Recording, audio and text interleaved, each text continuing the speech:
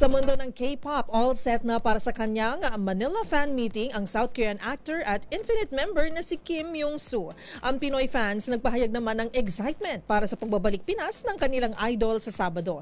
Yan ang tinutukan ng ating showbiz angel. Mabuhay Philippine! Ako si Kim Myung-soo.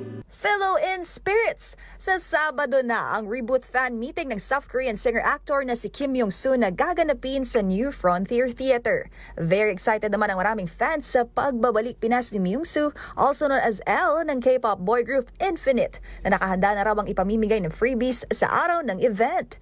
Promise naman ng K-pop store na marami itong inihandang sorpresa para sa mga tagahanga.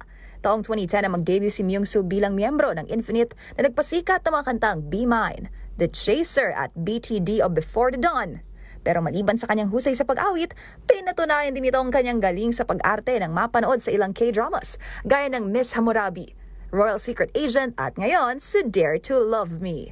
그럼 8월 10일에 만나요. 안녕! Para sa MBC TV Network News, ito po ang showbiz angel Angelica Cosme. Una sa Pilipinas, una sa Pilipino.